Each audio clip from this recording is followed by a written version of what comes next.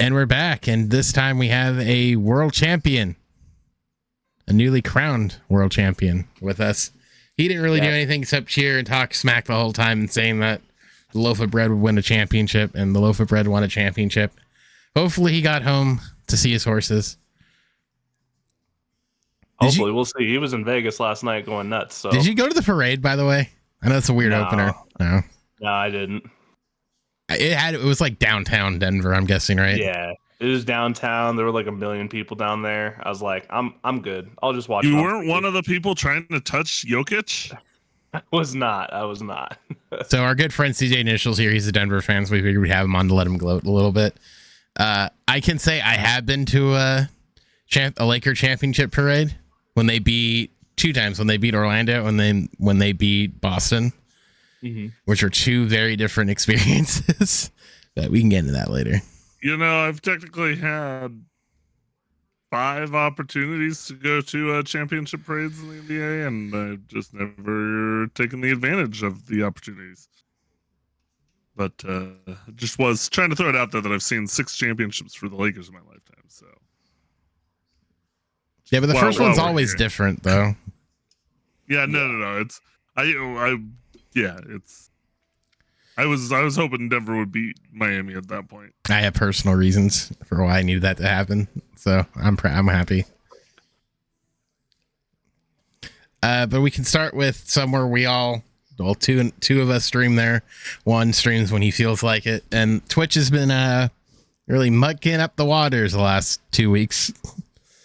So for those of you who have been ill-informed, in the last 2 weeks they banned for like an hour. They banned any sort of advertising branded overlays for basically quickly reversed that when all their whales were like, well, we're going to leave. No. We need your money. Please stay. Then drop the split for everyone down to 50-50, which is the lowest on record now. Kicks the highest at 95. YouTube's at 70-30 is the other one. I don't know what any other streaming platforms are, but they are the lowest out of the 3 majors. Today they announced, today I think they announced Partner Plus. Today or yesterday they announced Partner Plus, where if you have 350 paid continuous subs, not gifted, not Prime, actual paid for $5 subs, you get Partner Plus, where you get 70-30 split for a year, or you hit 100K, which most streamers who are going to hit that threshold will absolutely 1,000% reach $1,000 from sub revenue, and then it drops down back to 50. So, oh, and by the way, XQC signed a giant deal to go to Kick. Apparently, the reports of it being 2 years, 100 mil were wrong. It's 2 years, 75, I think, is what the correct number is. That's wild. And he's not tied down, so if he does continue to stream on Twitch, he can. So, great day to be a Twitch streamer. I mean, it's a great day to be XQC, it sounds like. It kind of has, like, I wasn't streaming at the time, but it has, like, Ninja to, like, Mixer vibes a little bit. But it sort of seems like Kick kind of knows what it's doing, despite everyone saying, well, they'll lose money eventually. And I'll just say this. I'll say this. If they are backed by like one of those like gambling sites, whether it be a sports book, online poker, that money's all but bottomless. Yeah, I mean, they are backed by that. What is it, Stake or whatever? Yeah, and I think does Stake have a sports book or anything? Or are they just strictly like slots and stuff? I have no idea. I mean, I would think it would. But either way, like, yeah. I mean, either way, like, we're all sports fans here, so we're very much aware of like DraftKings Network, FanDuel Network, like all these betting sports books have now expanded, and right now it's bottomless. Like the funds they have are bottomless. I mean, heck, I don't think we never talked about it, but like. Pat McAfee literally walked away from, I think, $50 million from FanDuel's to go to ESPN for syndication, which is, I think, stupid. But nevertheless, like, you're seeing like there is money out there for these guys in that platform. So if they're dropping this much and saying, hey, we'll give you 95 off the rip, there you go. But and we're all small streamers. I'm never gonna hit 350 subs. Yeah, there's no shot. I don't even know if I'm ever gonna hit 350 follows. Well, the funny part is like I watch someone regularly who I've seen sort of grow from like 3,000 subs to like 10,000 subs, but a lot of them are gifted subs. I don't know what that base is of people who are just on auto renewal. I don't know because I haven't really seen it, but I'm guessing at a certain threshold, they're probably not all gifted subs. But if you're flirting with 350, 400, you're probably not going to get it. But I made the point on Twitter where I said, get ready for yearly subathons, and I think rules will change for subathons. Instead of like gifted subs will mean less, and they're really going to start pushing for straight up subs. Yeah, it'll be interesting to see what people do to try to push people towards paid subs rather than gifted, because it's always been kind of the thing people push for, right? It's like gifted or direct tips or whatever. Well, I know like I do because I've seen others do it. Is I'll just sort of remind people of Twitch Prime because people forget about it. That's always been sort of like my thing. It's like, hey, if you got Twitch Prime, don't forget about it. Like, you can use it here if you follow one person. Heck, even recently I've said like, hey, if you watch more than one streamer and you're kind of strapped for cash, Twitch Turbo is always an option. Because I think that's one thing. As much as people hate it, I think Twitch Turbo is probably the best option for 90% of people. Because if you're just lurking in a stream like I do, and I think CJ does too, maybe Bryce, but I know like CJ does, he's talked about it. If you're just like lurking in a stream, Twitch Turbo is the better way to go. And that's probably most just average Twitch viewers. They're probably not necessarily active. They just want background noise for something. And if that's the case, you're better off dropping $12 because you're not going to really care about emotes or anything. You kind of just you're there. And if you want to support them, you might drop a couple bits here and there. That'll equal that $5 in some way. So there's ways around it. It's just interesting that Twitch continually tries to be the thing of like, hey, your chat has to fund you, which is weird because it seems like everyone else is either saying, hey, if your chat funds you, here's all of it. We don't really want it. Like Kick and YouTube, I think, is similar where it's like, we kind of don't care. We'll give you the majority of it. It's yours. Where Twitch is like, no, we're in this together. We want our share. Right. And I think, and part of it might be the difference in just platforms in general. Because, I mean, Twitch is obviously all live stream, so I think they rely on that subscription money more. I mean, obviously it's backed by Amazon, but whereas like YouTube, like streaming isn't their big moneymaker. It's just ad revenue. It's ad revenues from VODs. Well, yeah, VODs and not in long form content. Right. And then Kick is the one that's trying to break Twitch essentially, so it seems like they're doing a good Twitch job. Decides, no, they're doing a great job. Because the one thing that this is funny is like no one's really brought it up is like if that's the money they're willing to put down for XQC is not the biggest streamer on Twitch. He's top 5. Yeah, he's definitely up there. He's top 5. I think it's still what Cats. I forget. I can't say his name. Isn't it like Kai Center? Yeah, something? Kai is still number 1.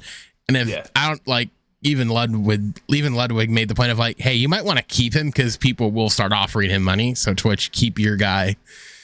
I mean, he probably has already been offered some huge deals by YouTube. He has a Rumble deal with. He's doing a Rumble show, exclusive Rumble content with Speed, with iShow Speed, I think.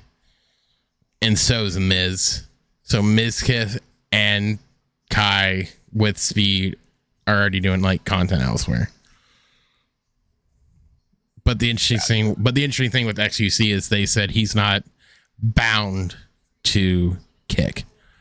Yeah, that was the one really interesting thing. Like, I get throwing all the money at him because he is one of the biggest streamers in the world, and I mean, maybe it's too much money, I don't know, but it is interesting that he does have that freedom to do YouTube or Twitch or even Facebook, I guess. I wonder if I've heard this from others is they see the value in multi-streaming versus what Twitch does, because Twitch has always sort of been like very pearl clutchy. Right, yeah. With Twitch, you can only multi-stream if you're, what is it, non-affiliate, or if it's like TikTok or Instagram Live or whatever it is. They only did that recently because that was one of the things where Ninja's like, I don't make money off Twitch. Why do you care if I'm multicasting? Right. But I guess they care at some point, because I don't know if they get revenue. They might get revenue just from people watching. I mean, they have to with ads, but yeah, I'd imagine they get some with ads, but that shouldn't really defer because if someone's on Twitch, they're going to be on Twitch. If someone's on watching on TikTok, they're watching on TikTok. I don't think you're going to have necessarily one being like, oh, I like TikTok's interface more than I like Twitch's interface. I don't think. I don't know. I could be wrong. I think TikTok's live stream is trash. Oh, it is 100%. I mean, you're the only one who streamed on the platform. You streamed on YouTube for about a year. Yeah. And YouTube's is tough because it's not super obvious where to even find their live streams a lot of the times. And it's not, Twitch is definitely like interface is set up much cleaner for a viewer. With YouTube, the benefit is, being able to do the same things you do with your videos with thumbnails and tags and all that kind of stuff. But that gets to be a pain in the butt. Yeah, I get set up every time. Whereas Twitch, you just hit a button and go. Yeah, because I've been doing this recently with my videos. I told Bryce this. I found a Google plugin. I forget what it's called, but it helps me with SEO stuff. So I'm search optimizing my stuff. I wonder, you can't really search optimize with Twitch. It's just not possible because I don't think their algorithms work like that. But because YouTube is Google, you can kind of like, you can play the Google SEO game. No, you can for sure. Like, to a certain degree. I use like TubeBuddy or whatever. Yeah, that's what I have for YouTube. That's what I'm using, and I love it. Yeah, so I it use works that for my really videos. well. It does, and I used it for my live streams. And there were a couple where I had, over the course of a stream, 100, 150 people for certain games like pop in. Mm-hmm. But it's just, because YouTube, you can, do that SEO targeting and, make a thumbnail. I do a little bit of marketing. By little, I mean a lot, but like I kind of forget that's like, oh wait a minute, it's Google. Hold on, we can work the system a little bit. Yep. I think the bigger thing with YouTube tends to be if you already have kind of that base. Yep. On YouTube, then it's like it's easy for your people to be like, instead of being like, hey, check me out over on Twitch, it's like, we're here. This is where we all do things. I've often wondered this, and this might be me being slightly like this might be like the older boomer in me, but when everything's in one spot, life's easy. So when you can go from like, hey, he just ended his live stream, let's see what his other content is, like you can just go right to it by like a click. Yeah, and with YouTube, you can do those premieres or whatever, so you can end your live stream, kick everyone over to your new upload or whatever. Mm-hmm. And over the last year, they've made it and honestly, it's kind of made me think of YouTube more, is they've made it easier for like your profile, where they have shorts separated out and live streams separated out from your normal VOD, like your normal like long form videos. Whereas like a year and a half ago, it was all in one spot, and if you live stream or did shorts on your main YouTube channel, you screwed up your main YouTube channel because it was a pain to find any other video. But yeah, they've done I remember a lot that of work over the last year to kind of fix that, which kind of to me makes it more attractive as like a, make it my one spot, for all my stuff. Yeah, I that was the one thing like I did sort of like I'll watch Ludwig streams every once in a while, and that's one thing that is sort of nice is like if you're like it's a lull in like his live stream, because that just happens, like it ebbs and flows a lot of times with live streams. Like you can kick out 20 minutes and go watch a video, which is right there, and just jump right back, because I think too it even says now it says live on their thing, so you can just click on their profile picture and bam, you're right there. 100%. No, they've improved it a lot. But I guess they said in a conference that the clips they're working on making clips separate to a degree, but who knows when that's going to be. It's been they've done a good job of, I think they have gifted members now, or gifted subs or whatever. YouTube has done gifted. I've been there's someone I've been watching for years who's switch back to YouTube. He sort of bounced back and forth, but with the whole like split stuff, he's like, I think he has like 500,000 or a quarter of a million like followers on YouTube. So he's like, I can do it over here and do half the work. And it is interesting. A couple days ago, YouTube made it so their partner program is easier to obtain. Yeah, it's like, now they cut it in half. 500 subscribers or something now. Yeah. So the guy I'm talking about, Shady Penguin, I've watched him since I was in college, and he's got 500,000. He's got 500,000 subs on YouTube. So he doesn't have that on Twitch at all. So I'm sure that benefits him very much so. Yeah.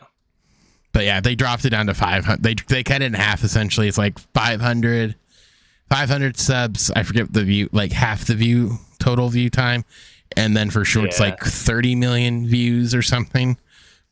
Yeah, they've changed it in a good way, because back when I was streaming on YouTube and uploading stuff, shorts didn't count for anything. Like, now they're towards your watch time or anything like now that. It's like a separate path. Now it's a separate path, which I think is awesome. So yeah. So he has like not even half his follow. Comparing his Twitch to his YouTube, he has about not even half the followers he has on YouTube that he does on Twitch, or on Twitch that he has on YouTube. So that makes like way more sense if that's what he's going for. Right. But I mean, I wonder, like, if you're in that spot, like now you kind of probably thinking, I have this many subs on YouTube. I wonder how many I can get in a live stream. Right. And honestly, just the fact that YouTube is already the biggest VOD thing, and if you're making short form and long form content that isn't live, I think YouTube's probably the way to go anyway. Just because you can if you're new, if you're new, 100%. If you're new, or if one's like me, like I'm better, my followers higher on YouTube or on Twitch, it'd be sort of hard to go over there, because I don't know, maybe I'm in the spot where if I did it, I'd be fine, but I don't know what that translation would be, because I've thought about the idea of like doing like one day a week, like on YouTube, like a separate game on YouTube, and see how it goes. I mean, I think it's definitely worth it. Like, I'm kind of in the opposite position where YouTube, I have way more like subscribers than I do on Twitch. So, it probably would make sense for me to do more stuff on YouTube anyway. Though I barely stream, so it doesn't really matter at this point anyway.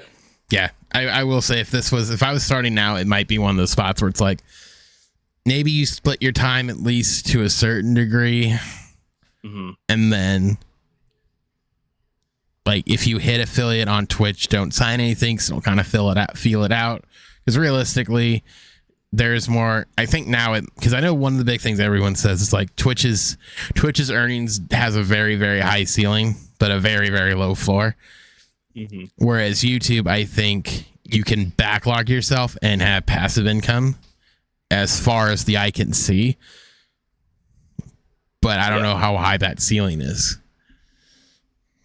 I mean, I think that the ceiling on YouTube is definitely higher than it is on Twitch, especially if you're doing content that probably isn't live stream, but like educational stuff, like like kind of what you were doing. You get on stuff, like you were stuff you were doing, yeah. But who knows? Like I said, none of us are probably gonna hit 350 continuous subs. No. So like I said, I'm not too worried. For me, I'm just building up my Twitch and my YouTube. And then if my YouTube ever does get to a point where I can monetize it, then I'll start to slowly transition over. But I don't expect that to happen. I know. I had to laugh with them saying, "Oh, we'll take $25 off of your last thing," and it's like, okay. Yeah, you can. The ROI on dollars with those. The ROI I have. Yeah, the ROI. Account. Yeah, it's like the ROI on Twitch right now is so dang low that if you get, like, for me, I think I've made this comment before. It's like if I buy a game, I'll usually get my money back for that game and it pays for itself. So in that sense, there is at least a little bit of ROI, but I know not a lot of people are in that boat.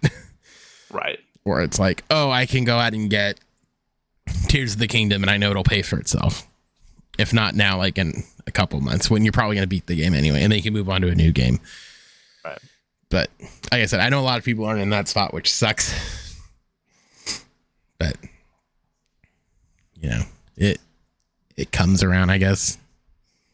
Diversify, right? That's what they keep telling us. All right, enough of the depressing Twitch news. Let's move on to something at least two of us are excited about, maybe three. I think Bryce will be excited for Starfield, but I watched the Starfield live. I saw it live. CJ watched it, I think, like a day later. I don't know if Bryce has gotten around to it. I've watched parts of it. I didn't get a huge chance to watch it all, but enough to know that it looks awesome.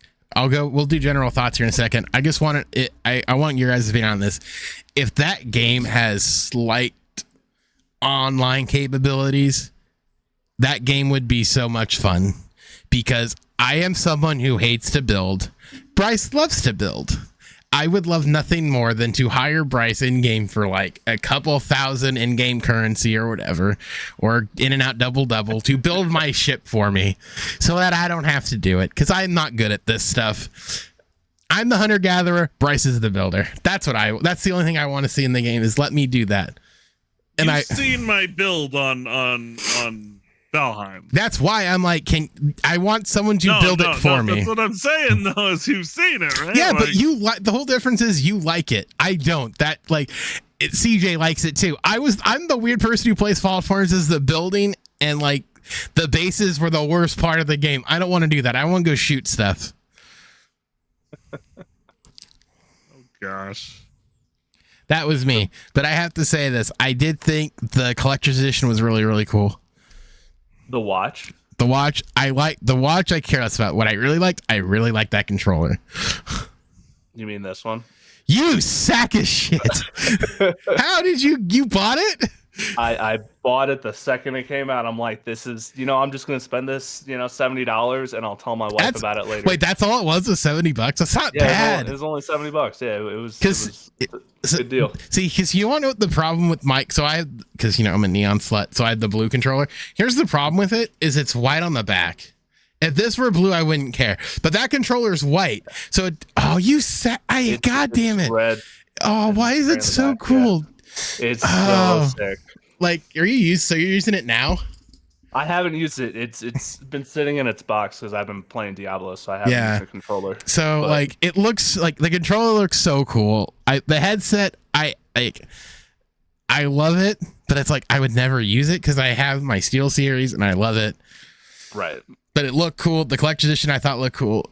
I know damn well they're going to release a newer Xbox with that design on it. I think I've seen, I don't know if it's been announced, but I've seen, I don't know if they're mock-ups or if they're leaks or whatever. But I think they might. So there's an Xbox coming with it. It's going to be like Halo all over again.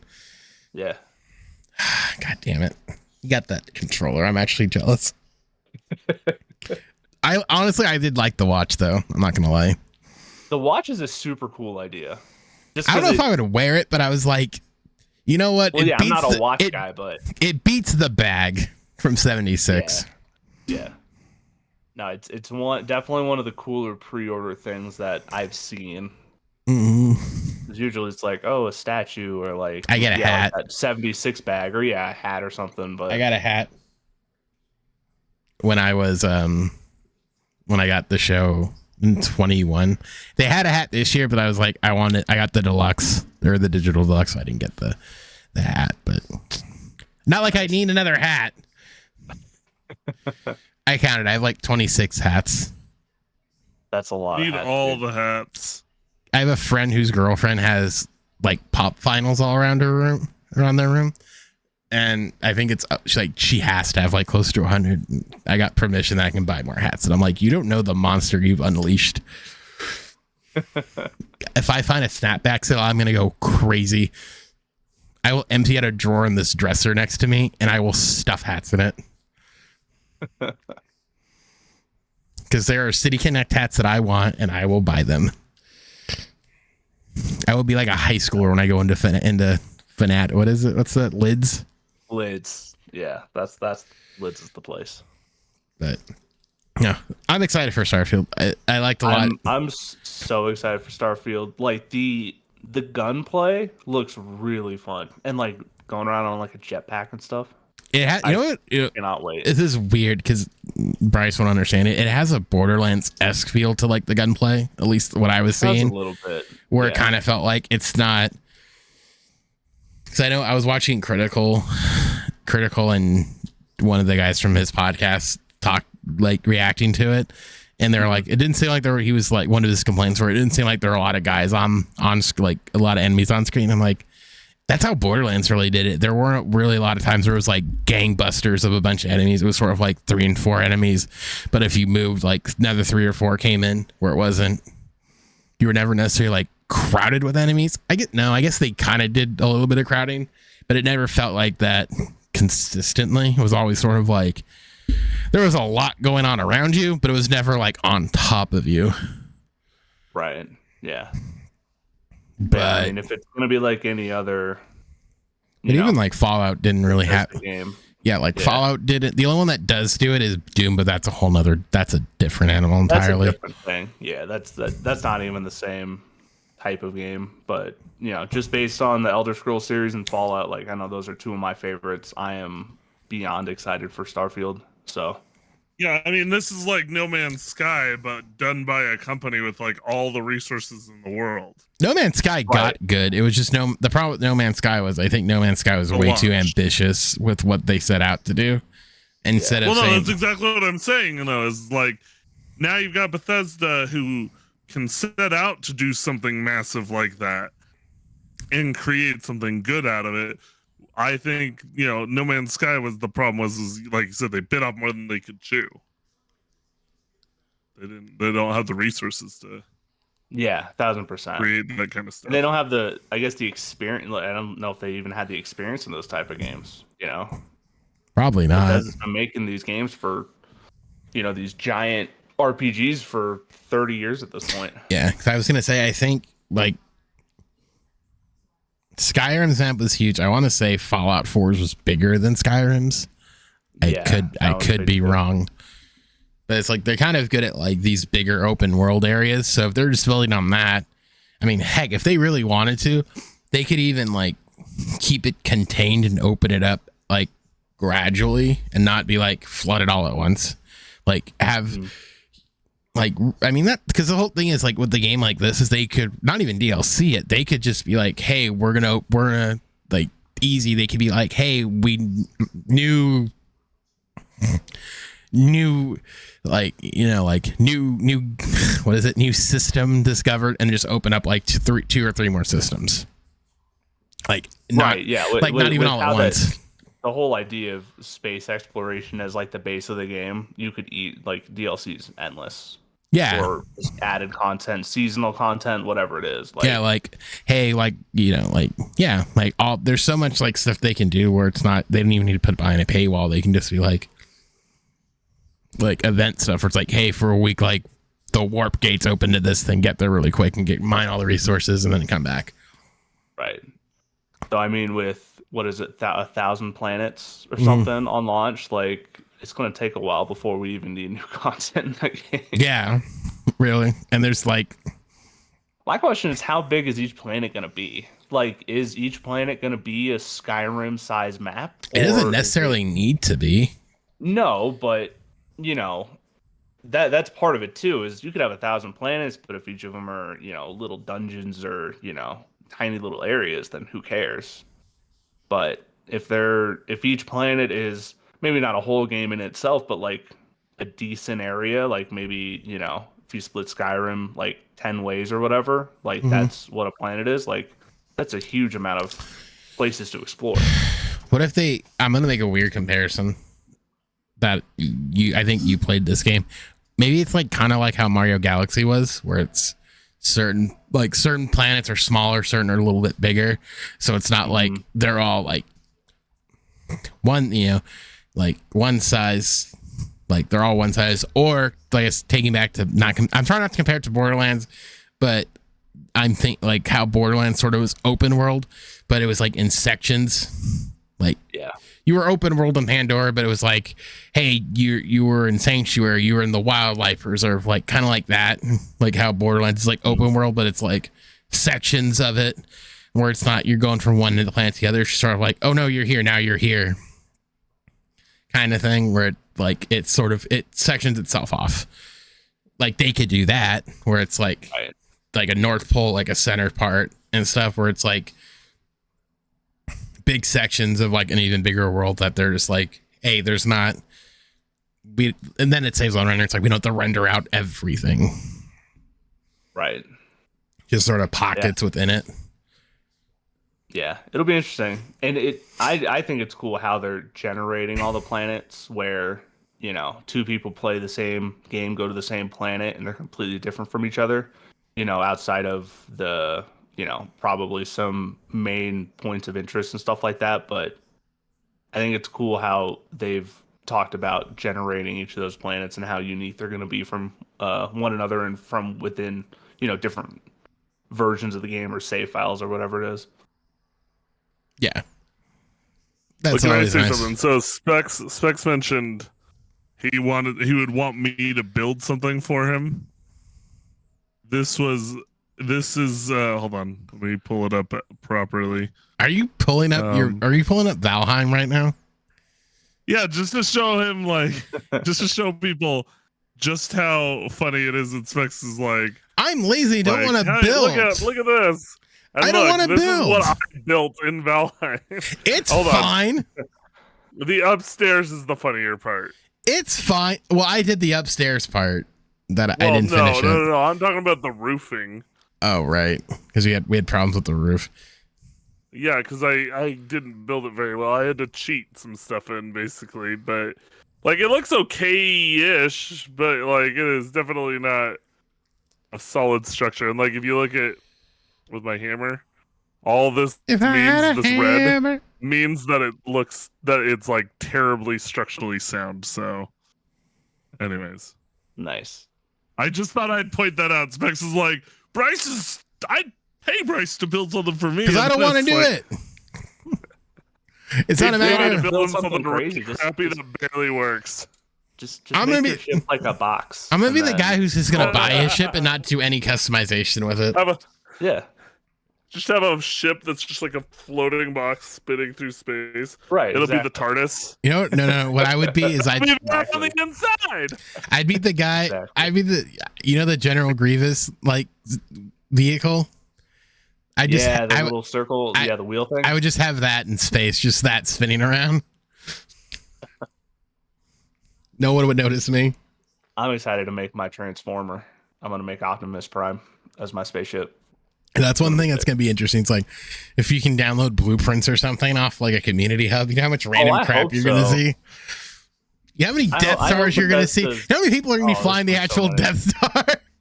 Or the Millennium Falcon? Yeah. Or an X-Wing or something?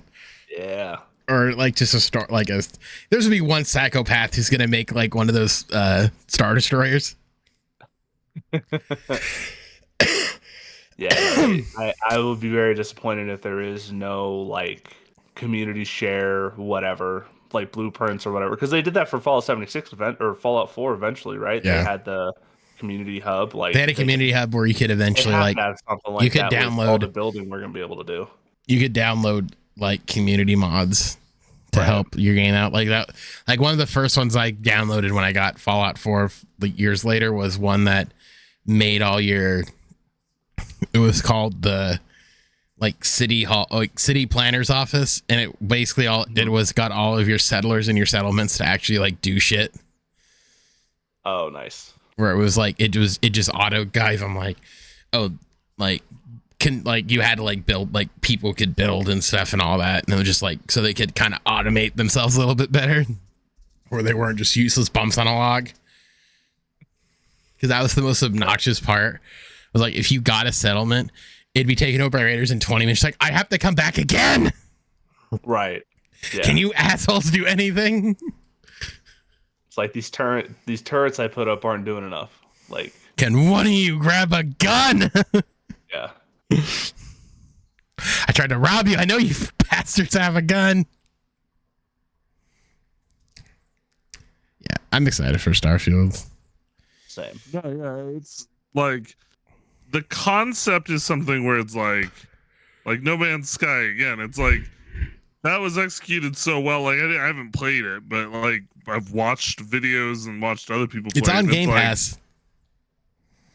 If you ever want to jump down that road, I might just wait for Starfield, but get a taste. But no, Starfield no, at but home. like the whole concept of like a whole simulated like thing going on, like a whole simulated universe. It's like, that just, and I think part of what I do wonder, like you guys said about the scope, but like if you guys have ever like Specs here has played Valheim with me, and like we've just explored like this like small section of the map.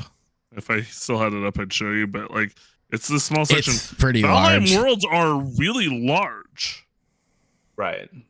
And but like if you were to download the game, it's like 4 or 5 gigs. Yeah, it's not because terribly large. The game is procedurally generated. Right. So it does make me wonder if yeah. there's like a higher way to do that, like a way to like make it so like stuff is generated a certain way, so like you can go into these worlds and they're the same way each time, but when you're not on them, they're just kind of not existing in the background or whatever. I don't know.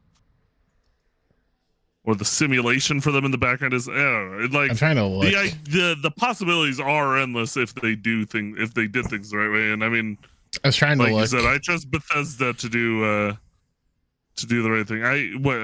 You're trying to say like how large is Valheim? I was trying to see if I could see it really quick. It is it's not even 2 gigs, it's 1.79 gigs. That's tiny. Yeah, it's just tiny. But like if you ever played Valheim or watched somebody play Valheim, it's not a small experience. It doesn't feel bad. It's not like high-end graphics, oh my gosh, look at this. But it's a pretty game.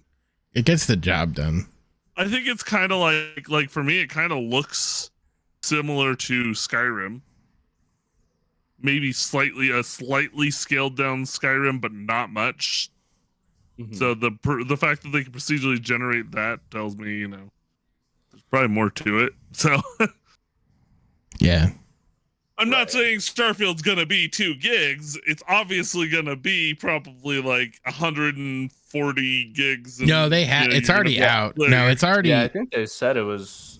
Isn't it gonna be? It's like on Steam. Something? Yeah, it's already out. You can pre-order. I think it's like 100. It's like 100 and something gigs. But you can pre-download it already. Like because it's gonna come on Game Pass. You can pre-download it on Game Pass. I'm pretty sure you can pre-download it on Steam, to where it's not gonna between now and then. So you're not gonna be stuck in that, baloney. Right. Yeah, it says 125 gigs right now. I gotta get a new graphics card. Yeah, see, my 140 wasn't that far off. I need a new graphics card. And I mean, with I need a 10. Expanded, I need a 1070 now. Switch to AMD. No, AMD shut up. Better. No, it's no. I don't know what your obsession is with NVIDIA. I find something I like, I just stick with it. I like AMD. I've been using AMD for. I think because I have the NVIDIA, because I had the NVIDIA stuff, and I know like the NVIDIA player is very useful because like if you ever go into picture mode or anything, like for speed running, so if you don't speed run, I've dabbled in it, like having that NVIDIA like ability to like maneuver the camera around and plan and sort of be like, okay, I can do X, Y, and Z. Super helpful, super goddamn helpful. How much is this GTX 1070? That's not that bad. No, they're not. $800 is not that bad. That is not as bad as it used to be. You know what? Please bring out like graphics cards are coming down. We're almost getting to a point of if you're gonna buy a graphics card soon, buy it soon because it's going down in price right now. Yeah, because if you can get, not 2 years ago where it was horrendous. well, they keep buying because one thing I'm laughing A year at, ago, it was still pretty bad. because if they jump, because they're dropping the 2040s or something soon. I kind of want that. I made the comment like if I wait for the 2040s to come out, the 1070s are going to drop like rocks. Yeah. It'll drop down to probably it'll probably be the cost of like a PlayStation. Or I just, buy a Xbox. Yeah, I mean, if they drop like a custom, you could get a custom Xbox, AMD Radeon RX 7600, which is like close to top. It's like there's not their top end, but it's like pretty high end. It's for $270.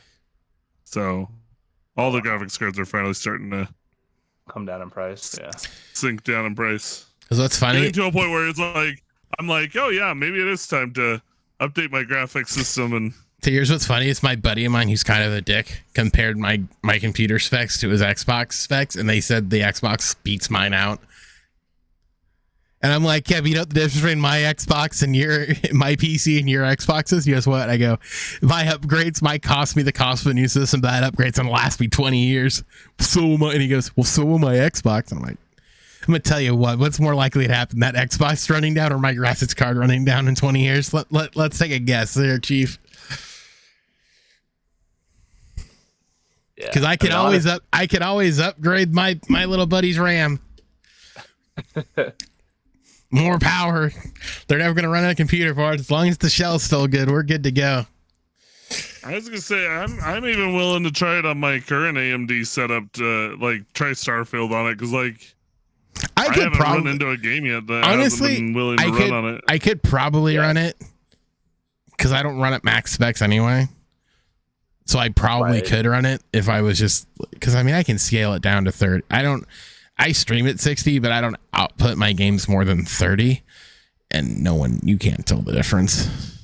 Right. And if I'm not really streaming it, like, who gives a crap? All right, like I said, I don't care if I have to. I'm not one of these like 60 FPS, 420, 1080p, 4K bros. Like, for a game like Starfield, it doesn't matter. I'm like, does it run? Like Call of Duty or like an online shooter, I get it, but every other game, who cares if it's 30 or 60 FPS? Like, unless you're not gonna tell, I guess. Unless you're like a weirdo, like some ordinary gamers, where he'll just upscale everything because he's a computer nerd. Yeah, like I know, like it is nice to play on higher FPS. Like the games look like so much better. Like I played World of Warcraft on 30 FPS, and then I've played it more recently at like 120, and there is a difference. It looks smoother because it's not as janky. So smooth, but yeah, it's not worth like complaining over. So speaking of that you've been playing a lot of Diablo, you little gremlin, in Warcraft. I've been playing a lot of Diablo, playing some World of Warcraft, once or twice a week to get those weekly quests done. I'm playing both the original Final Fantasy VII and the remake. I'm streaming the remake right now. Nice. So doesn't the second part of the remake come out soon? That's why. Well, they say next year, early next year, but I trust Square as far as I can throw them. So I assume it'll be out. Didn't they say that? Wasn't that supposed to come out like 3 years ago? I do with Square. See, everyone's like, why don't you trust Square? I go, because the bullshit they pulled with Kingdom Hearts when they announced it, like I was in high school, I think, when they announced it, and it came out like 3 years ago, and it sucked. Because they kept dropping like Kingdom Hearts 1.36452 HUT. Like, get the what? Where they Isn't Square Enix also super into NFTs? Isn't that a big thing? Yeah. Oh yeah. So it's like nice. I trust like Square as far as I can throw them with some of this stuff. Where it's like until I get it in my little grummy little hands, like I don't trust you. Because I think since they dropped Final Fantasy VII, Bryce will know offhand because he's loves Final Fantasy VII especially. I think they dropped Final Fantasy VII, the Yuffie DLC, which was a character was stupid annoying to get. Retro, or what was it? Retrograde? I forget what it's called. Yeah, retro, was that the DLC or was that when they That was Crisis Core, right? When they released Crisis Core last year. Yeah, they did that. I'm talking about I don't know what the UC DLC was. Oh no, Crisis Core was Reunion. That's right. Intergrade. That's Intergrade. There you go. And it was Reunion was Crisis Core. So they've done stuff to kind of like fill out the universe, which is good because I will say this when it comes to playing both of them kind of at the same time. Final Fantasy VII originally really they couldn't, where it was very like story driven, like you had to have a lot of dialogue, whereas like the first part of it is just Midgar and you're out of there in 10 hours in the original game. Right now you're at 33 hours. It's a full-fledged game and it's just Midgar. So it looks like they're really being like, hey, we want to expand upon this, really tell the story and not be limited to what we could do back then. Because PlayStation days, yeah. Because I will say this, like they've added way more personality to characters where it's like before, like Bryce and I have sort of talked about this, where it's like side characters that, especially in Midgar, when you're just meeting Avalanche, where it's like the Biggs, Jesse, and Wedge, you kind of get like, they kind of get shoved out really quickly because they weren't main characters, but all the main characters just sort of moved on. Where it's like now it's like, no, you kind of know like Jesse's backstory. I don't know if they do Wedge and Biggs, but it's like knowing like, oh, these side characters actually were thinking them out a little bit more and not just being like named NPC you deal with. Like, no, like you kind of like see like this thing of like, did you play the original Final Fantasy VII? I played some of it. I only had the first disc, so okay. So that first part where I get in the remake, they sort of make a bigger deal like that reactor wasn't supposed to blow up like it did. Like it basically took out most of that sector, and they're like, whoa, we didn't like. You actually felt like Jesse, who put it together, was like, I didn't mean for that to happen. I'm not letting that happen again. And you see like this like slight arc of like her being like, I can't let that happen again. We don't want to be like, we don't want to give Shinra more than they already have, of like saying like we're eco terrorists, we're the bad guys. Where it's like, no, like they're the ones who are sucking the planet dry and all this stuff. So like having like that little bit of tension already early on was good, despite Cloud's main character syndrome. Gotcha. But goddamn it, I hate Square Enix. Square Enix is two things that piss me off. They're bullshit game timelines, and two, they're bullshit bosses with bullshit mechanics that make life extra difficult for no reason other than LOL because we're quirky. God damn you. Fuck you, Kingdom Hearts.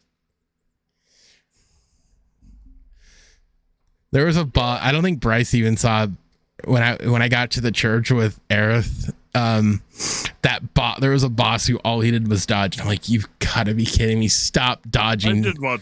Yeah. I was so pissed. I'm like, this is standard Square bullshit. We can't make a boss difficult, so we're gonna have him just dodge you and just have you waste all your stuff because LOL. Like, God, he's a mini boss. Let me just. God damn it! Stop it. Let me just. You also made some parts of that game a lot harder than I remember them being for me when I played it. So. You know, I hate ATP. I hate it. Make it turn-based or free-form combat. Stop combining the two, you giant dicks. I'm definitely gonna have to play that one again soon. I've been thinking about once I finish Valheim, or even maybe before I finish Valheim, I don't know. Because I'm gonna be moving here in a month, and we're gonna have our own internet, and it's gonna be a lot faster. So people that actually like. Not a filthy unload siphon. Games and then download other games, and then it'll be a little easier to like swap between games and stuff. I'm thinking of going through Final Fantasy VII and then eventually going through the remake to kind of prepare for part 2 if I can get a PlayStation 5. Because the only problem with it is in those games in particular, it might be me because I don't know the mechanics too well. But it's like upgrade, like even the original one, it's like upgrading your weapons and upgrading the characters is a lot of like just banging your head against the wall because of how the progression is.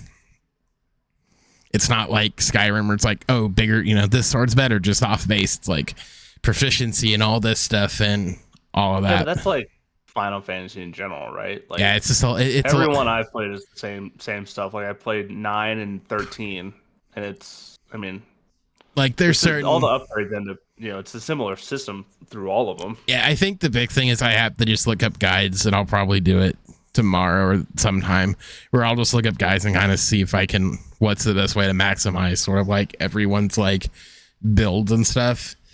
In certain ways, like, that's just one thing like I fail at a lot of times, is just sort of being like, oh, this thing's got a really good this, let's work with that, and sort of like min-max them that way, instead of trying to be like, I want to force them into this role or this role. It's like, wait, they have good enough. If they're good in one area, let's just let them run in that area. Let's not reinvent the wheel here. Right. You got Oonga Boonga, he's gonna Oonga Boonga. You got your white mage, she's gonna white mage. Yeah. I just want my fat chocobo. Oh man, we need to like.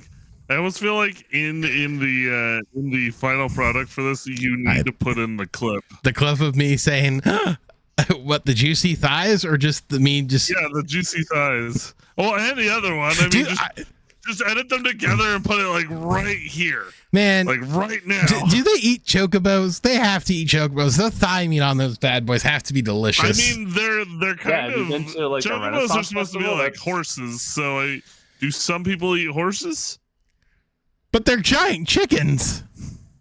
No, I know, but they're delicious. So some people do eat horses, right? So yeah, there's horse meat, but those are legitimate giant chickens. No, but in their world, there's chickens and then there's chocobos. Nah, they're one and the same. That's just a giant chicken. More like, no.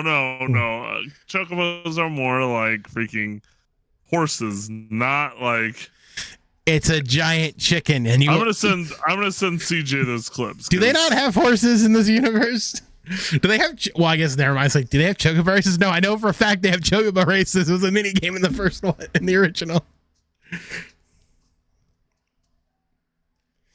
Okay. Fat chocobo. I'm gonna send CJ these. You messed up, by the way. You messed up the giant hole, giant hole bit. I think you just clipped it late. Hold on, I got it. I have someone who catches me when I say like really sketchy. You know me. I say my random sketchy shit. He catches it. I have someone who catches it now, so I don't get my scot-free pass anymore. Like Cloud fell through a ceiling at a church, and I went, "Yeah, it's a giant hole. Nice." And then I wrote the word giggity. Yeah, you just put giggity. Reaction to that. Giggity. It says giggity, so the whole clip is, that's a nice hole. Giggity. And then I don't see the whole bit is with me is I'm like, in my head I kind of think like, oh, that'd be a good clip, so I'll just go silent. I don't say anything. I just let it sit. And it's just like, what? But the funny part is that hole he fell through wasn't the first time a soldier fell through that hole either. That's the funniest part, is no one thought, shit.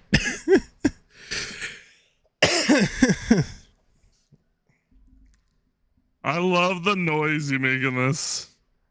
Oh, because I squeal. Because I saw Chocobo and I was like, is that the fat Chocobo? And it wasn't the fat Chocobo. It was a Chocobo with like a cat on it. I've said those both to you now, CJ. Okay. Yeah, I'll check them out. All right. Let's move on to the real reason why he's here. His Nuggets are world champions, doing it in world 5 games. How do you feel? Good. Are you going to get a championship shirt? Yeah, no, I've already ordered a hat, a hoodie, and like 3 or 4 other things. Yeah, no, I'm getting some championship swag. Soak it in. Yeah, no, it's so good. It is definitely the best championship that I've witnessed for me personally, because I'm a bigger basketball fan than any other sport. It's on par with the first Broncos one back in the day. Say, how old were you though for that one? That you're 7. Say, you're like our age. Like you're kind of young. Where you're sort of like Elway fly. Right, exactly. So it was cool, but obviously I wasn't old enough to really appreciate it. And but out of the at this point 7 championships I've gotten to gotten to see, like this is easily the best one. And this time you weren't swept out like the Rockies were, but that team ran into a buzzsaw that year. Yeah, no, the Rockies one I forget about, and then that Broncos against the Seahawks, that one never happened. But I was rooting so hard for the Broncos in that one, and everyone played well in that game. Everyone except Peyton Manning played terrible, and Manning was like doing his best to will that team, and it was just like everyone just conked out on him. That game was horrendous. It's a bad start when the first thing is a bad snap over his head. Yeah, no, it was bad. But yeah, the Nuggets. I mean, what's exciting to me is not just that they won, because obviously that's awesome, but the fact that their entire starting five plus their bench pieces for the most part will be back next year. So, with Jokic and Murray and then, those other guys, the Nuggets are going to be good for the next 4 or 5 years at least. And that's awesome. Good. I think this year, the only guy we might lose is Bruce Brown, who was our sixth man. But outside that, that guy was a menace. That dude was a monster. And I'm hoping he decides to take a little bit of a pay cut. Year, the player option, take a little pay cut, and then we'll give him a 4-year deal after next year, So, but yeah, it's awesome. Here was my point. Except the Nuggets just seem to be. I just have to pick it up, but the Nuggets seemed to me just the entire playoffs, even as we went in. Like, if you look back at our episode where we previewed the finals, or not the finals, the Western Conference Finals. Yeah. I picked the Nuggets over the Lakers. I said, if the Lakers were to whatever, Now, the funny thing was, even after the finals, and I made this point to Specs last week, I felt like, in a weird way, outside of one game in the finals, the Lakers actually probably came the closest to cracking the code of what it would take to beat them in a series. You don't hear anything out of Miami. Even though they got swept. Let me tell you. Let me just say this. Okay, go for it. Go for it. Say your point. I was going to say, I agree wholeheartedly. Like, obviously, yeah, the Lakers series was a sweep, but there were no blowouts. Every game was close. The Rui Hachimura thing, and then, actually did kind of bother Jokic a little bit, at least compared to, Rudy Gobert and all those other guys we played. So, yeah, no, I agree. I think the Lakers probably were the closest to beating us because, we destroyed the Timberwolves. Phoenix, it took godlike performances by Devin Booker to even get those 2 wins, and then the Heat were just outclassed. I agree. The Lakers were probably the closest, even though it was a sweep to the Nuggets. As someone who listens to stuff out of Miami fans will have you believe that they actually had a really good shot, and they were better than the Lakers at like playing the Nuggets. And I'm like, what games were you watching? Like, you guys got bodied in every game. Like, it wasn't even close. That's the thing. There were at least 3, at least game 1 and then game 5, and then I think a couple times in game 3 and 4 where, they would throw a guard on Aaron Gordon, who's like our 4th best player, and he would just destroy that guy in the post. Well, that was the thing. Like I sort of laugh at with these guys, and it's all NBA. It's all of them where they get it. It's the NBA, I think, does is the worst, is like they get so caught in the moment that when it, like, I remember I was out and I was listening to something from, like, it was the same thing. I finished it today, but it was like they're talking about like game 1 or whatever game was, might have been like game 1 or game 2, but they were like, oh, the Heat shot very bad in game 1, but shot very well in game 2. And he's like throwing all these stats. I'm like, those aren't stats. Like, those are enigmas. Like, you can't compare like hot shooting to cold shooting and say, well, they've been more like this, so we got to go with that. Like, that's not how stats work. Stats you can't pull and just be like, I like this set better, I'm gonna say this set. That's not how that works. Like, you're a math guy, you understand that. Like, that's not how it works. It's like your eye, like the same thing with baseball is like your eyes sort of will deceive you to what's really going on sometimes.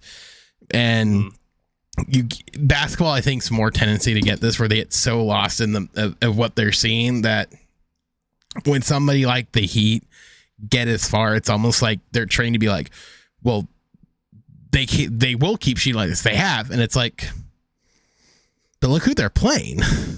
Right.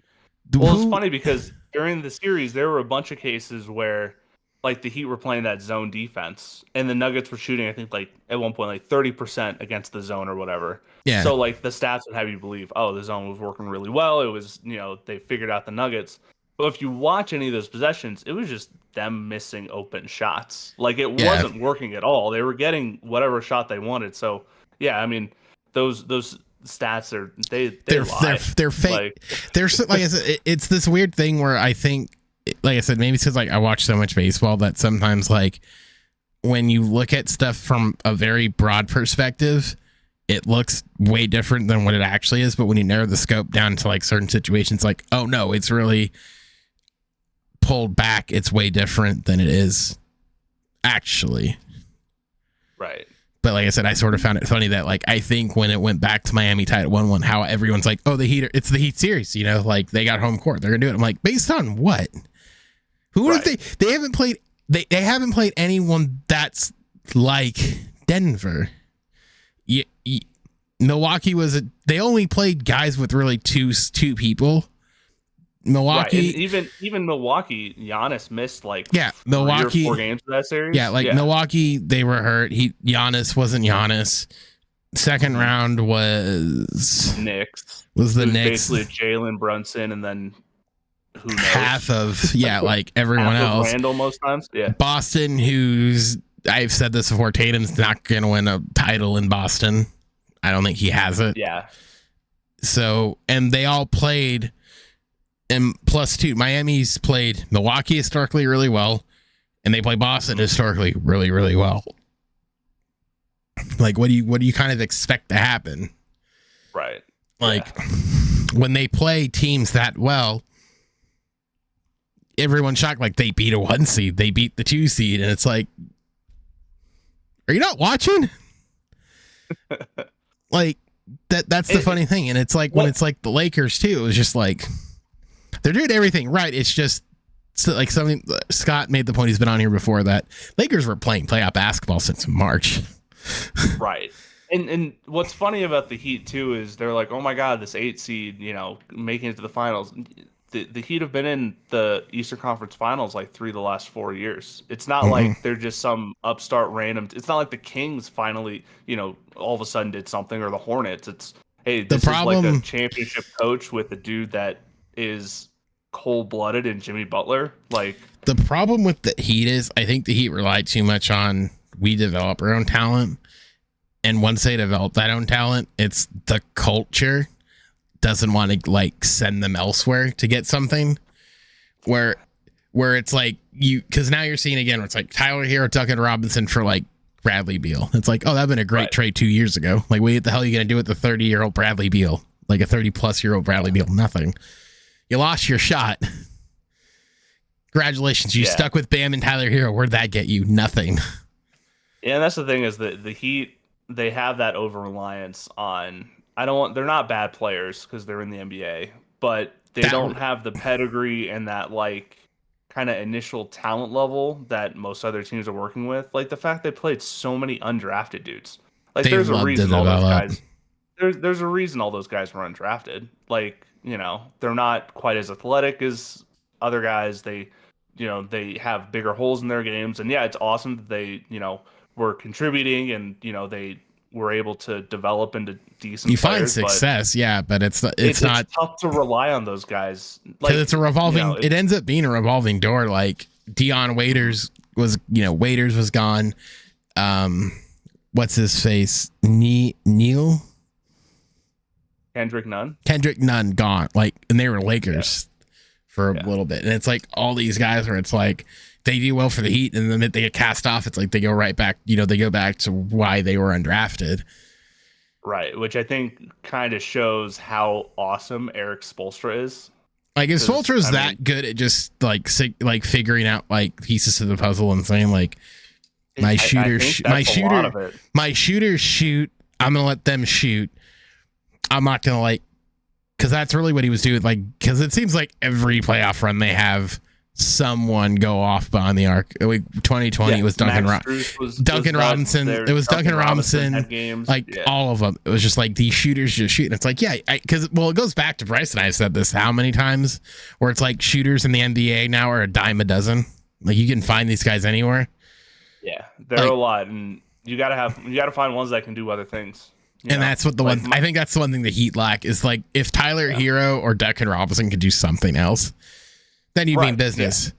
But like Michael Porter Jr., he's a knockdown shooter like those guys, but hey, he rebounds really well and he actually works his ass off on defense. So it's like he brings, like, even during the finals, he went like 3 for 25 or something from 3. Mm-hmm. But there were 2 or 3 games where he was impactful because he was hustling and driving to the basket, playing defense, rebounding, that type of stuff. Whereas Max Strus had a couple games where he had 0 points and he was nobody. He didn't do anything. Couldn't play defense. I can't he was wait. Getting abused by Aaron Gordon in the post. Like, I personally can't wait for Heat fans to be like, well, if Tyler Hero was healthy, we would have won. It's like, no, you wouldn't have. Shut up. No. That's the same. I deal with that crap every time. Where it's like, we lost the Lakers because Goran Dragic was out and so was Bam. And I'm like, if your entire playoff hopes rely on Goran Dragic, you might want to rethink those chances of playoffs. Bryce has been typing over there. What did the research lead you there? Nothing. I think he's muted. He's talking and I can't hear him. Oh, sorry. I was saying nothing. Sorry, I didn't realize I was muted. I think at one point Abby had wanted me to answer something and then I forgot to. I've just been pleasantly listening to the conversation. Basically, that's fine. The whole thing is, a little bit of a tease. I know it's going to be me in like 2 weeks where I'm probably not going to be saying a whole lot of stuff, so I'll get my money's worth in the next couple of weeks before I sit back. I was more than happy to watch the Nuggets win their first championship. The only thing that's bothered me in the time since was Malone coming out and being like, "But we beat the Lakers. I'm the Lakers daddy," and it was just like, let him have his moment. Let him have it. I know. No, that's exactly what I did. Yeah. But it was just kind of like. A lot of that was definitely planned on his part because I think he was trying to essentially protect his players in a sense where, don't let that make him the idiot essentially so that his players can kind of just focus on the game and are being asked these questions about the Lakers. It sort of seems like and all that stuff. It sort of seems like that because it like I kind of weirdly I love KCP, don't get me wrong, but I sort of felt bad for him because now he's gonna get asked 1,000 times like, well, Jokic to LeBron, who would you rather play with? And I think he got asked that early on. He's like, I don't know. They have 2 completely different. They have 2 different skill sets. Like I can't really compare these 2. Yeah, and that's the thing is he'll get asked that, but he'll keep giving that answer. They'll stop asking eventually. I don't think he actually has an answer. I don't know if you saw KCP is a freaking legend. He went Stone Cold Steve Austin during the parade. Like, of course just he took did. 2 beers, pushed them together, and then chugged them both. I'm so upset that because they won it during COVID and California was like one of like the no fun states. Like we didn't get anything for the Lakers because I would have loved to see that team just like let loose with. God, that team was so fun between like with Dwight Howard because Dwight Howard was on that team. We had KCP. We had Stone Dion. I think J.R. Smith was on that team. Like J.R. Smith would have lost his shirt again. That team would have been a hell of a parade just for the shenanigans that parade would have had if we would have had one. Yeah, man, I got robbed. God damn, man, I got robbed. We got robbed of fun.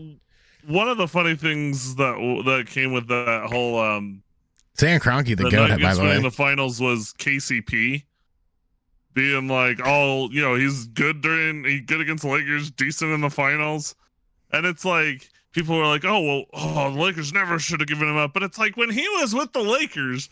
He was so streaky. No, that was the whole thing. I think he was just so much more well set up for what he does. It's the problem with when he was with the Lakers. He had to do a lot. He was like their 3rd or 4th option. He had to do a lot when he was with the Lakers. He got all the spot up to shoot. Everybody collapsed on him because you don't want KCP shooting a wide open shot.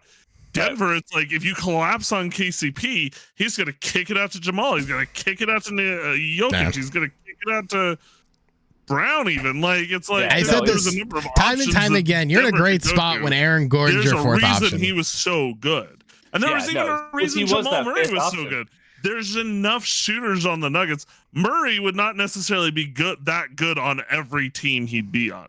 Yeah. No, it's the way other teams have to defend the Nuggets. Yeah, Jokic and you know, enough shooters around him that he doesn't have to. People don't have to play like. People can't play right on him, so he can shoot these nice shots. And he's just like, he looks like he's Steph Curry part 2, but he's not really Steph Curry part 2 because he doesn't create that kind of shot like Steph Curry did. But yeah, he doesn't shoot like Steph Curry, but his value comes in his synergy with Jokic and how they're able to play off each other like they can literally read each other's minds. Yeah, it's Kobe and Shaq. Them playing off each other ends up opening up everything else for MPJ and KCP and Bruce Brown, and then you have Aaron Gordon just kind of roaming under the basket. Like the way they've put that team together it's incredible. Like they all fit together perfectly. Yeah, no, it was a great team, and like I said, it was once they beat Phoenix, I thought this is the team. This is the team of destiny this year. Not every year do you necessarily. Phoenix. Well, yes, but not every year do you get like a team where you see them and you're like, this is the team of destiny. Yeah. But like this year, it was like, okay, yeah, this is the team that's gonna come out and just destroy everything. Man, me calling Phoenix fraud that's a deep cut between you and me now, isn't it? Oh yeah. Fraud Phoenix. I've been saying it for 2 years, going on 3. We need to get like a sound alert for it on your no, because no one would get that's one of those bits where no one gets the bit where I just keep calling Phoenix frauds. It's strictly because they have Chris Paul. They trade away Chris Paul, they're winning a title with Booker and Durant. It's Chris Paul. Chris Paul holding him back. Chris Paul's gonna lose his whole career. I wanted to we said we were gonna wrap up and then end on the Nuggets, but we didn't talk about this last week, and I don't want to forget it this week. You can probably do it real quick, so I don't have a whole lot of thoughts on it. Maybe you guys do because you're soccer guys. Messi is coming to Inter Miami. We didn't talk about it last week. It was sort of big. I don't have a lot of thoughts on it, other than, hey, cool for the MLS. I might actually want to go see him play either LAFC or the Galaxy because I haven't seen Messi play, but getting to see someone that good play, I'm always a fan of. So yeah, no, it's definitely I mean, it's obviously good for MLS. They've had other big guys come over. You know, you had Kaká at one point. We had Beckham. You had Wayne Rooney eventually, like at one point. But yeah. I think this is one of the first times where it seems like, I mean, he's still on the tail end of his career, but he's more in his prime than those other dudes. It felt like Beckham was in his prime because I know the Galaxy kind of went on a little bit of a run with him and Donovan for a few years. They did, yeah, and he's probably the other one because they had him and Donovan. No, I know that's what I'm saying. Yeah. So it's not one of the greatest British players of all time with the greatest American player of all time. I guess this is my question. If that, I think Beckham won 2 titles with the Galaxy. I think, I don't know offhand. I want to say it was 1 or 2. I know they won another one recently. I'm like, when the hell did that happen? But is that the bar for Messi? Is like to be. Like, he's already the GOAT. Like, anything he gets here is bonus, but like, is that the bar? Is like two MLS Cups? If that's what it, I don't remember what Beckham I mean, it's got to be right because he's still one of top probably 10 players in the world, I would think, right? Like, yeah. When you have that, there's never been a dude. He won 2? Okay. They won 2. Okay. I thought it was 2. There's never been a guy that good in the MLS. And honestly, it's interesting to me he even joined the MLS because they were talking about this for a while. Yeah, but the Saudi Arabians were probably going to throw $200 million a year at him. Well, they did Ronaldo. Well, but the funny thing is with Ronaldo, and this is one of the things where like I really wish soccer wasn't as busy because she knows a lot more about like the workings to a degree.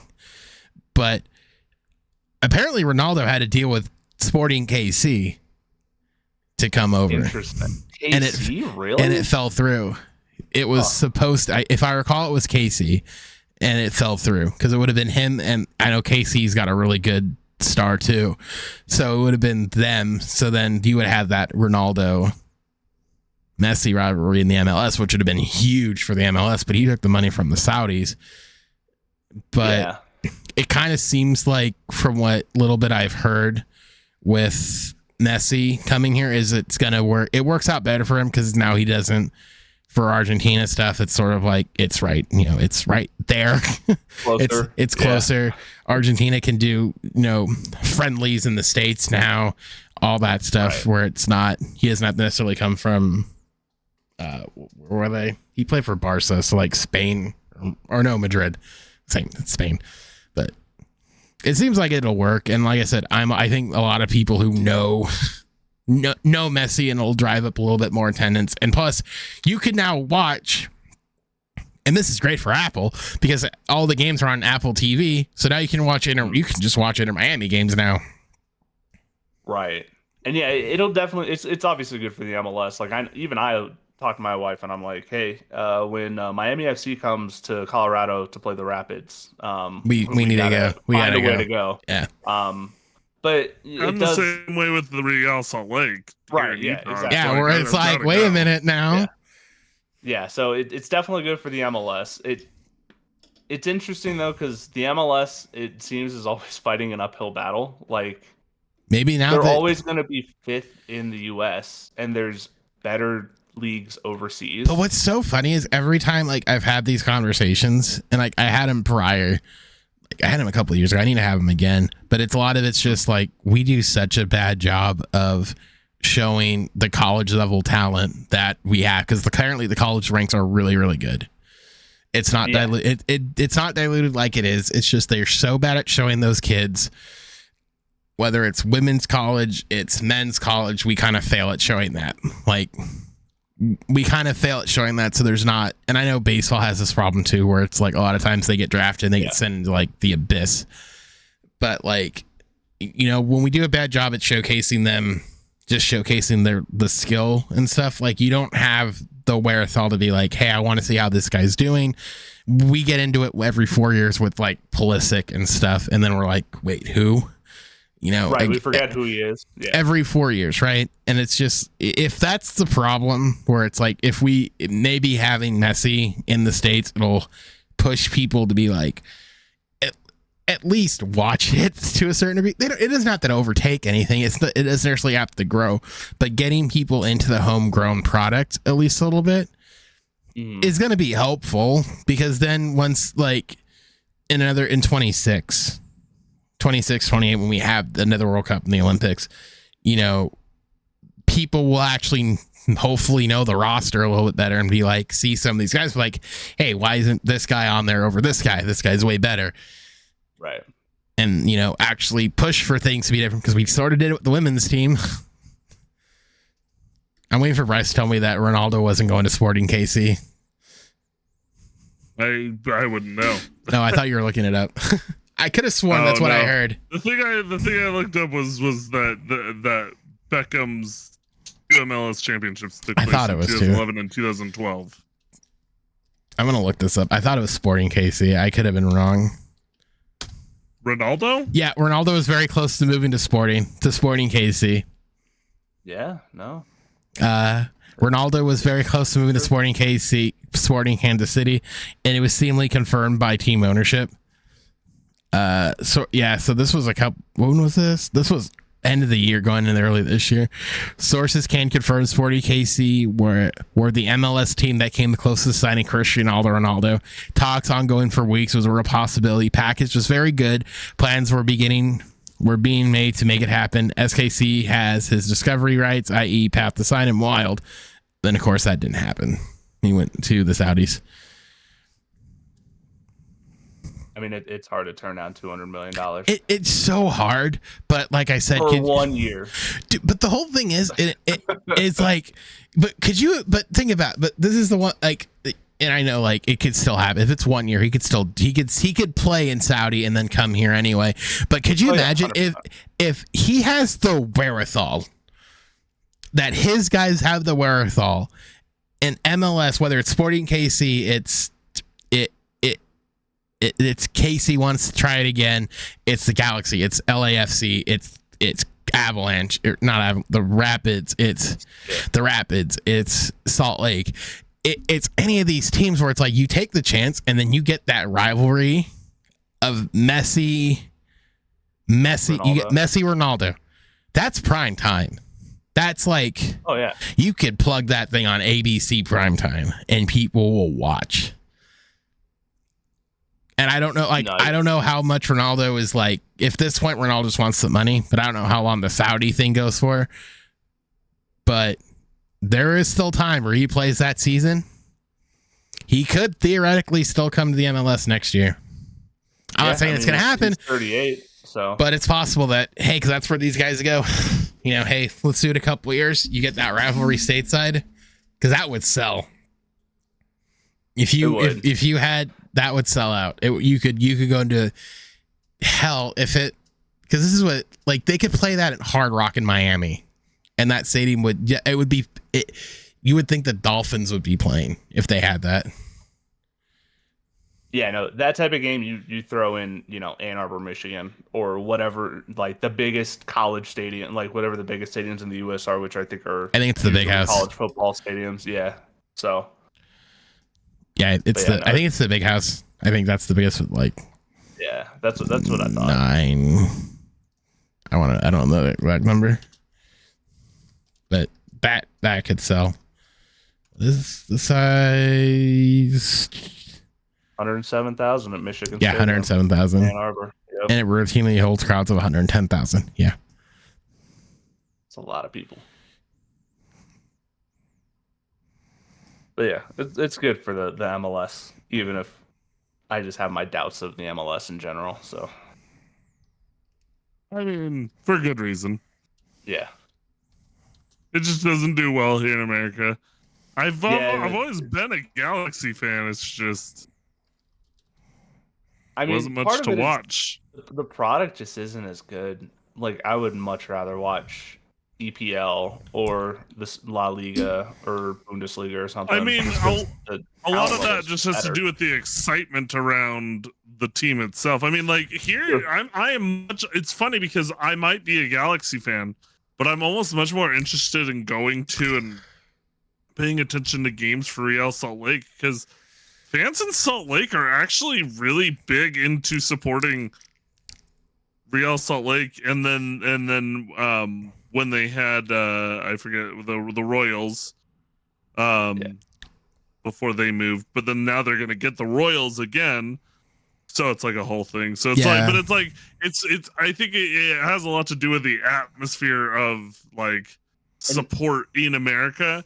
Even like if you look at the Galaxy, for example, like they've got some good diehard fans, but then like they've just got a lot of other people who don't care. Most people in LA don't care about the Galaxy, because most people in Southern California, when it comes to the MLS teams, they're not thinking about MLS teams. Like most soccer fans in Southern California are thinking about their, you know, whether it's teams in Southern America or whether it's teams over, you know, in the Premier League. Well, I mean, heck, I remember I think we just graduated, or we were in high school, where like a Laker game just ended on 9 or something, and they broke in that there's a power outage at the Carson Center where the Galaxy playing. We're like, wait, the Galaxy are playing? We flipped on that game and saw like the end of the game.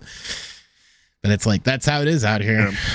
No, and that's a really good point too, is the market matters. Like Denver, the Rapids are 5th at best. Like they might be behind our Major League Lacrosse team.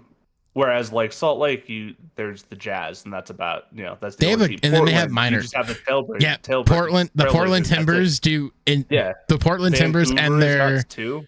Huh? I mean, I will say for Salt Lake, like both soccer teams even do well for in Real Portland. Salt Lake, they are still like 4th or 5th option sort of thing, because they're behind the Utah Utes. They're behind. They're probably behind BYU, right? Yeah. Oh yeah, they're behind BYU and Utah, like, because those are the two big like types of sporting events, and that's basketball and football. Even the Jazz sit behind Utah and BYU football. Well, the Jazz suck too. But Utah just has this like taste for like small market teams, just like watching sports. And I think part of it has to do with like right now, the Jazz aren't playing. Real Salt Lake is. They don't have an MLB team here. I think They have maybe the Real Bees. Salt Lake would actually probably take a back seat. No, yeah, they have the Bees, but The Bees, nobody I don't cares think the about, Bees. nobody No one about cares. minor leagues. Minors, yeah. Yeah, but Nobody cares about minor leagues unless you care about the team's major league team. true. Yeah. So I care about the Bees, but only because I care about the Angels. True. So like, and then like it's a fun experience. People will still go to the Bees games and like have fun. Like it's still there, but it's just not as big of a deal as like the Jazz or like nobody's talking about. Wow, did you see that Bees game last night? But like here, and so it's like the MLS still does have that little bit of a footprint. But if baseball were to come to, Salt Lake, soccer would probably also take a backseat. So yeah, the market, there's no saturation in it for the market because as soon as any other major sport comes in, it's like, all right, we're ignoring soccer because we're going to this other thing that's, it's America. Right. Well, yeah. Well, hey, the one thing we can kind of wrap up here. We've been going for almost an hour and a half. But the one thing that I think might be a good time for soccer to strike in America is Ted Lasso Ted Lasso was really good, and I'm sure it got a lot of people at least somewhat interested in soccer. So I wonder if, because I know like the biggest thing with like La Liga, the Premier League is like, it's like 7 a.m. for us out here. So maybe people like, hey, I want to watch soccer. Maybe they tune into an MLS game, because I think I feel like MLS season tickets aren't that expensive. No, they're not bad. And you're right. Those like Welcome to Wrexham is another one that, Yeah. Was helped to bring, I guess, some soccer fans just watching that documentary, which is really good. But That's the pricing model. Well, and I think it also, anytime either World Cup comes around, women's or men's World Cups, it does amp up soccer. Suddenly everybody's like, oh my gosh, U.S. soccer. mm-hmm. But then it's like at the same time, most people who are watching are going, who are our players? Right. So it looks like per month, it's only $15 a month. So if that stays, if it doesn't flex a whole heck of a lot, that's not terrible. If you sort of just want to be like, we'll take a look at it. It's cheaper than, see, MLB, it has a lot more value now because of all the minor league stuff, but it's cheaper than season ticket for NFL. NFL's just going to get this stupid expensive. Same thing with, I think NBA still, I think both the other two major sports are really cheap, but this is like, $15 a month is nothing. Yeah, NBA and Avalanche are cheap as long as, or NHL are cheap as long as your team isn't good. Because the Nugget, I looked the other day for Nuggets and it's not cheap anymore. Yeah, a couple years ago it was like nothing. Now it's like, I know. Nah. Yeah, because I know like the MLB is, I think Bryce has it, because Bryce out of market to watch the Angel games, he can, but now you get all the minor league stuff, I think all the way down to single A ball. So you get all 30 teams plus the 30 90 minor league teams. So if there are guys you want to prospects, you get to all that. So like, I think it's $150 for a year. Like that's an insane value for like, you get to watch you get to watch some of the prospects, guys on rehabs. You can see that. Like there's value now with that MLS season ticket. So, all right. Well, we can wrap it up there. It's been an hour and a half. I know CJ, it's getting late for you guys. It's almost 11 for you guys. So we can wrap it up there. CJ, tell them once again where they can find you. You can find me on Twitter at CJ Initial and on Twitch at CJ Initial there, and also on YouTube. Again, CJ Initial.